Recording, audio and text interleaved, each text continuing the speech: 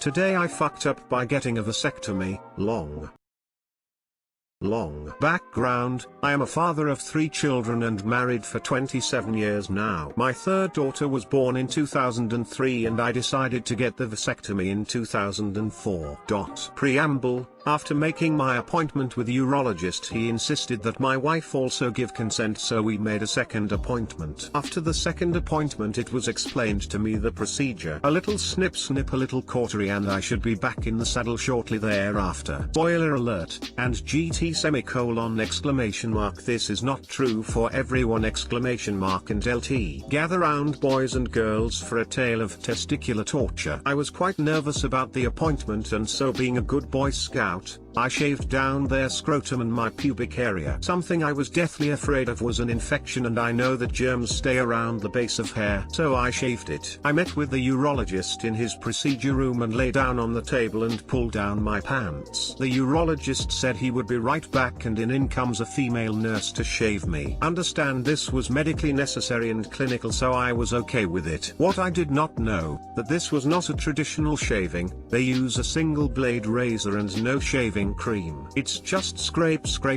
until the hair's all gone. A few minutes later the urologist returns to give me the anesthesia. The anesthesia is a shot in a few places that you get to numb the area so you don't feel the procedure. I'm laying on a table so I can't really see anything at all. Then the procedure begins. There's some scissors, some snipping and some pulling, but you don't feel any pain. Urologist describes everything as he's doing it. He pulls the plumbing out of your scrotum, he snips the vas deferens, he ties it off, then he puts on a metal clamp, and while I couldn't see it, he describes to be a cauterization tool to add extra damage to the pathway of sperm. What I can only imagine is a soldering iron begins to crackle on the fleshy sides of my nutsack. If you have ever thought for a single moment that you would be interested in finding out what it is to be a cannibal, let me assure you that the odor of cooking human ripcord is putrid. It smells worse than burning hair. After he finishes the procedure, which only took maybe 30 minutes, he sewed me up and gave me some aftercare instructions. I went to the pharmacy to get some pain medication. Then I returned home before most of the meds wore off. I was preparing for this day, so I had some cold packs in the freezer to place upon my nethers. Aftercare. Took a freezer soft pack and put it in between my legs underneath my groin and fell quickly asleep from the influence of the pain medication. After a few hours I woke up and felt a warm wet sensation in between my legs. I was hit with a flash of terror. I slowly reached down with my left hand and felt a soft wet moist goo. I waited for what felt like minutes but was probably only a couple of seconds, and then scooped some of the wet glue into my fingers and lifted it up towards my eyesight as I reclined in the chair. Much to my relief, it was just the gel pack, as it had leaked out in between my legs and been warmed up as I sat on it. All's still intact. Mostly. Day 2. As soon as my pain medication wore off, I began to feel a tenderness in my scrotum. I mustered the courage to begin to explore and palpate the area. That's when I noticed that it felt like I had 4 testicles. Yes, that's right, boys and girls. Apparently while I was getting a vasectomy I received a couple of Lance Armstrong substitutes. Actually, I called the doctor's office and I was told I have common hematomas. They are blood clots which form up and pool into an internal scab of pain and shame. They feel weird and make your actual balls tender. If you get them,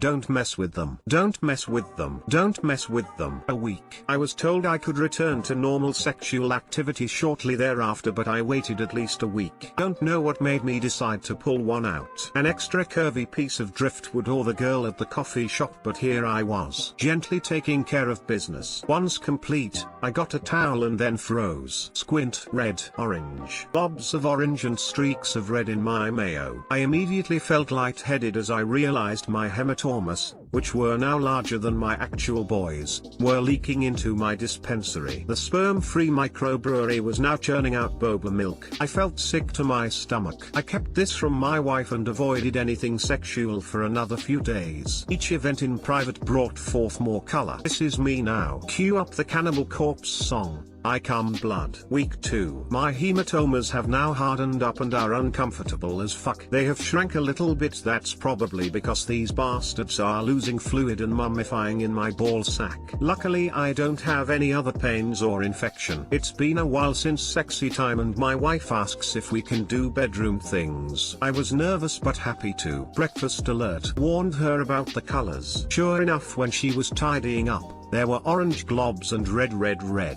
streaks! Exclamation mark. Oh my god, I'm going to die. I called the doctor and attempted to delicately describe how my semen was pink with orange globs. I knew I would not be expecting the opaque white that you might normally see, as there were no longer any sperm cells in the fluid. However, nothing in our class prepared me for a color change when you remove white from your palette tools. They said it'll be fine. Bloody nightmares. This continued for weeks. Red streaks, pink semen, orange boba. I don't even remember when it stopped or when the hematomas finally disappeared, but I learned to live with it. I give the whole experience a 5 out of 7. TL doctor, sometimes trauma to your balls makes you shoot blood during orgasm. Thank you for coming to my TED Talk.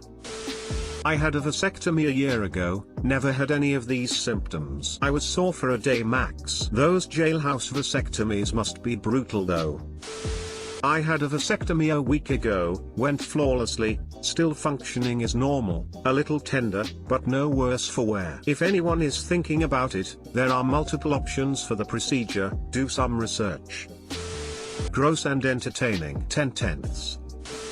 There's always a risk for complications with things like this, but most turn out just fine. I had a vasectomy as well, and it was relatively painless with fast recovery. Please don't let horror stories like this discourage you from getting this done, if it's something you want. It was the best decision I ever made. Just my 2 cents. I think this procedure should be more common, honestly.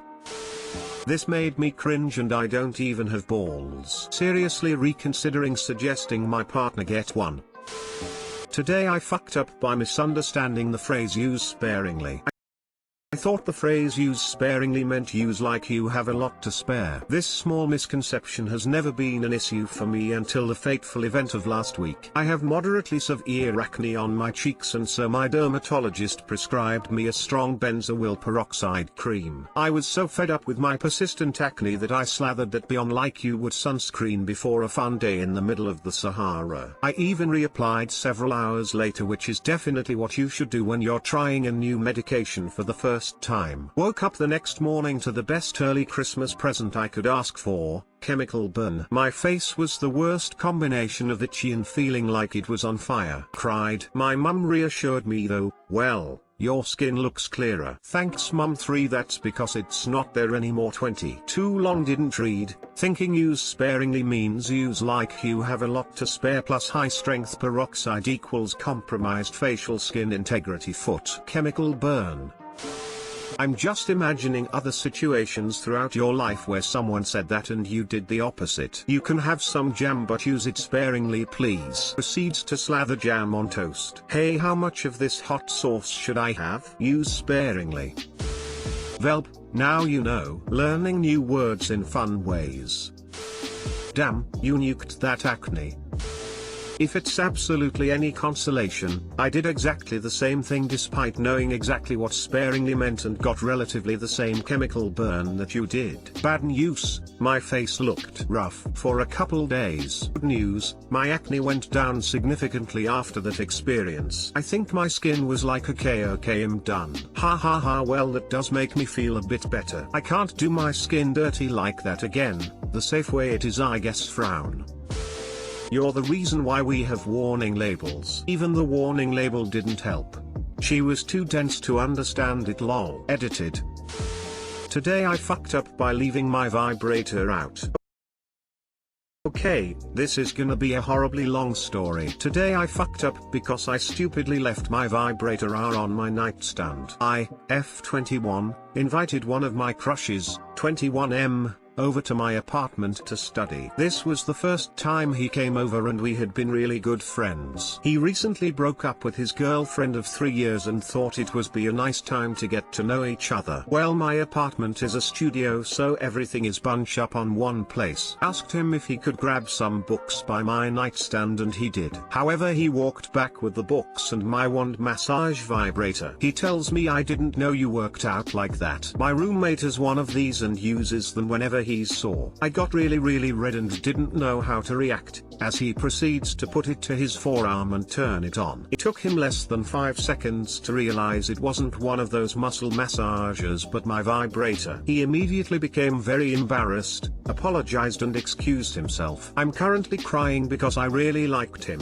but now I'm embarrassed and I'm sure he's gonna tell all his friends about it. Too long didn't read, I left my vibrator out, Crush thought it was a muscle massager and embarrassed both of us in less than a minute. He's as embarrassed as you are. Probably worrying the same thing. Damn, I like this girl and I stuck her vibrator on my arm. She'll never want to talk to me again. Ask him back over, have a laugh about it, and enjoy yourselves. It's not a big deal. If I was him, it wouldn't be a problem. He'll still want to talk to you. Hopefully he still vibes with you. Tell him you wouldn't need it if he stuck around. Don't lie to her, keep that thing around, it'll make life more fun. Smile. I don't think he's going to tell anyone about it. The story makes him look like an idiot. He may be about awkward next time you see him, but if you break the ice it will be something to laugh about together. The story makes him look like an idiot. That has never stopped me from telling a story. In fact, that's how all the best ones start. Those are my friends, not a job interview. If I can't be an idiot with them and laugh about, then I never can. That being said, if Op was a close mutual friend, then it'd probably be too intimate to share.